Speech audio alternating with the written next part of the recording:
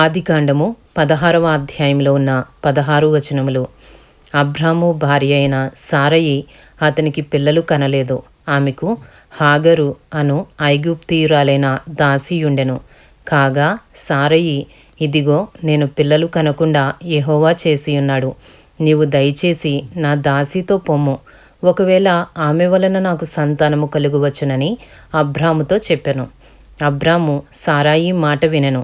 కాబట్టి అబ్రాము కనాను దేశములో 10 ఏండ్లు కాపురమున్న తరువాత అబ్రాము భార్య అయిన సారయి తన దాసి అయిన హాగరును ఐగుప్తీయురాలిని తీసుకుని తన పెనిమిటి అయిన అబ్రామునకు భార్యగా ఉండునట్లు అతనికిచ్చెను.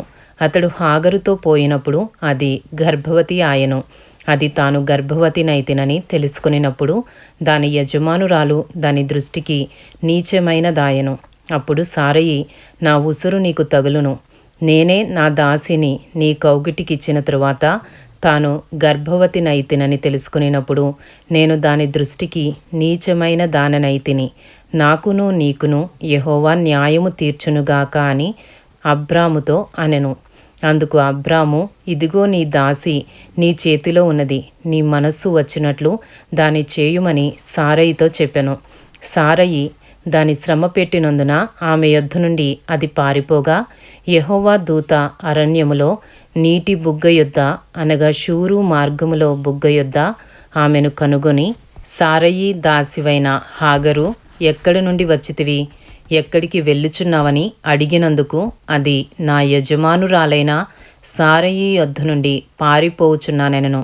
అప్పుడు యెహోవా దూత, నీ యజమానురాలి యొద్దకు తిరిగి వెళ్ళి ఆమె చేతి క్రింద అణిగి ఉండుమని దానితో చెప్పెను.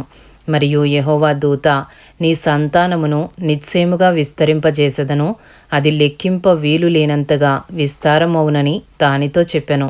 మరియు యెహోవా దూత, ఇదిగో యెహోవా నీ మొరను వినెను, నీవు గర్భవతివై ఉన్నావు, నీవు కుమారుని కని అతనికి ఇష్మాయేలు అని పేరు పెట్టుదువు. అతడు అడవి గాడిద వంటి మనుష్యుడు. అతని చెయ్యి అందరికిని, అందరి చేతులు అతనికిని విరోధముగా ఉండును. అతడు తన సహోదరులందరి ఎదుట నివసించునని దానితో చెప్పగా అది చూచుచున్న దేవుడవు నీవే అను పేరు తనతో మాట్లాడిన యెహోవాకు పెట్టెను. ఏలయనగా నన్ను చూచిన వాని నేనిక్కడ చూచితిని గదా అని అనుకొనెను. అందుచేత ఆ నీటి బుగ్గకు బెయేర్ లహాయి రోయి అను పేరు పెట్టబడెను. అది కాదేశుకును బెరెదుకును మధ్య ఉన్నది. తరువాత హాగరు అబ్రామునకు కుమారుని కనెను. అబ్రాము హాగరు కనిన తన కుమారునికి ఇష్మాయేలను పేరు పెట్టెను. హాగరు అబ్రామునకు ఇష్మాయేలును కనినప్పుడు అబ్రాము 86 ఏండ్లవాడు. ఇంతటితో ఆదికాండము 16వ అధ్యాయంలో ఉన్న 16 వచనములు పూర్తి చేయబడినవి.